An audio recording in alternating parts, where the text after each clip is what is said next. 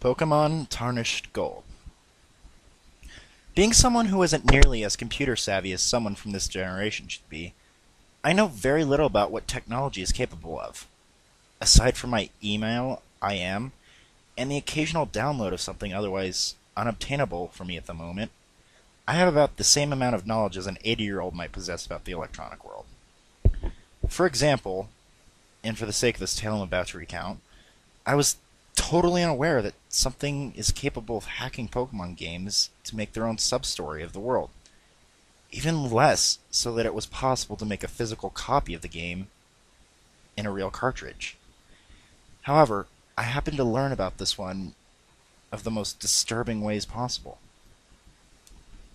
When I was younger, Pokemon Gold was my very first game from the ever-popular franchise. I became very attached to the little creatures my character, named after myself, even though the character was male, caught often and fantasized about the adventures we would go through had a preset storyline not been in place. That isn't quite important, though. What is important is the fact that I never truly let go of my childhood fantasies. The memories from that first game were far too cherished to set free. As such, I still have my old gold cartridge, complete with the total abuse of the copy glitch. I refuse to restart my game, though. I'm afraid too much of the old magic would be lost. I wanted to play a whole new game of the version that I recall being the happiest with, but older cartridges are rather hard to find outside the internet nowadays. The most my local flea markets had are GBA games, with hardly any being Pokemon. Fortunately for me, my grandmother still fully supports my long-standing love for Pokemon and often buys boxes of carts, toys, videotapes, and other items she comes across during her frequent visits to local auctions. Granted, very little of these things she gives me are in good condition. Long-forgotten items stowed away in a musty basement after the phase in their owner's life passes hardly ever are. But, as gifts from a dear relative, I cherish them as if they were made of gold. Pun not intended.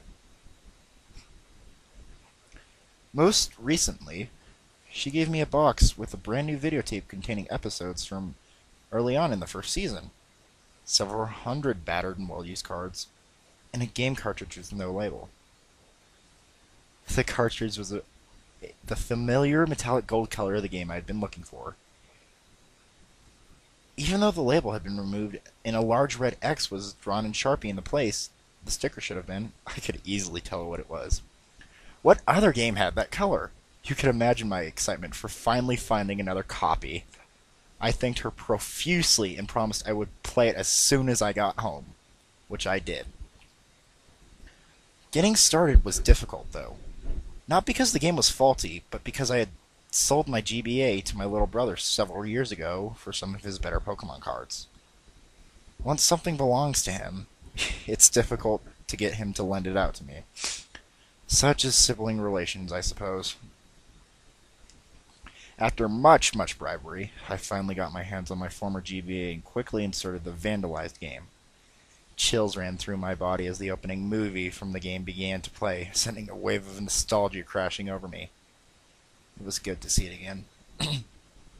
The game opened normally. The pixelated image of Hello flying through the sky beneath the title presented itself before leading into the normal selection screen. The person who owned the game before me still had a game file, but I cared very little about what someone did before me.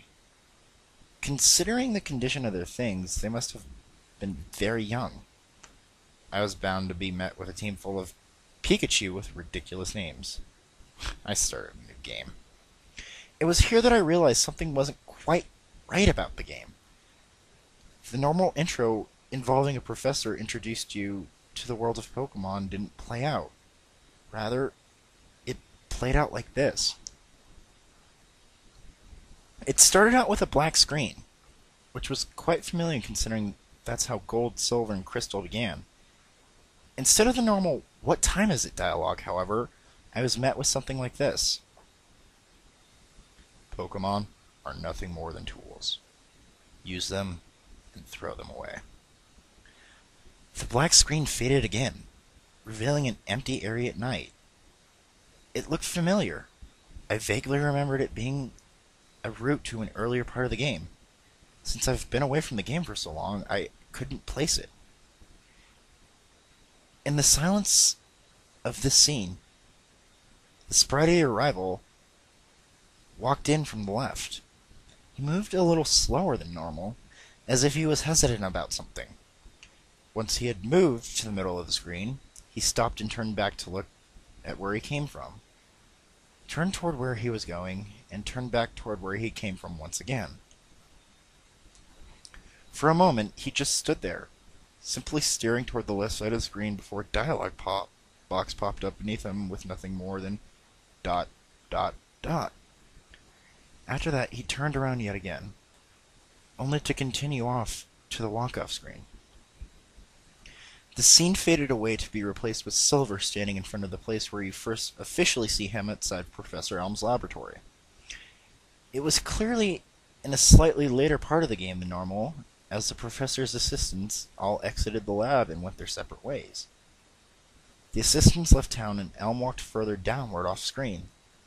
I assume that meant he left his house for his home and remained in the town. The character of Gold was nowhere to be seen. After that small scene, it stayed on Silver. I thought the game had frozen for a minute, but I finally realized I was able to move him. Honestly, I was a little excited. Silver was, and always has been, my favorite of the rivals. It was an interesting thing to be able to play as him. I moved further downward to see if I was able to explore, but it stopped me each time as I moved one step away from the front of the lab. A dialogue box popped up that said, I can't leave yet. It backed me up a step afterward. I moved back up to the place he had originally been standing and moved into the window. It worked much like a door, and it allowed me to enter Professor Elm's lab. Aside for the regular equipment, bookshelves, computers, trash cans, tables, etc., the lab was empty. It was to be expected, since the employees had just left a moment ago. On the table was a single Pokeball. Being without one at the moment, I walked over and took it. A dialogue box popped up and said, Obtained Totodile, but no item get music played. Apparently, stealing wasn't condoned even by the game. After pressing A, it gave me the option of naming the Pokemon. I picked yes, as I love naming these things. As it took me to the naming screen, however, another dialogue box popped up and interrupted the naming process. Don't name it! You'll only get attached. Don't love it, use it. It was clearly the voice of the same person who spoke in the very beginning. I found it rather odd. The naming screen faded away, leaving me in the empty lab. I quickly tried to leave through the front door, but was stopped by Silver saying, Not through here. Again, he backed up and I was forced to exit through the window I'd come in from. As if things weren't strange enough as they were, it was nearly impossible to get a random battle to start once I left the new Barktown and stopped in the grass. I go out of my way to avoid them later on in the game, but during the beginning, it was something I enjoyed to get my Pokemon to level up. Being unable to find something to fight was a little frustrating. After several minutes of walking back and forth in patches of grass, I finally encountered a Pokemon. A Sentret. It was nothing out of the ordinary, but when I set out my Totodile and chose the only presently used move he had, Scratch, the Pokemon fled. I was rather confused. A wild Pokemon never ran, not so early in the game. After a few more tries, all with the same outcome, I continued on to Cherry Grove. Just before I entered the city, I recognized a small area as the one Silver had walked through in the beginning. After entering the city, I bumped into Gold, who wordlessly challenged me to a battle. His Pokemon, a Cyndaquil, was already at a slightly higher level than mine. I was still stuck at level 5, but he was already at level 7. And even though I had the type advantage, he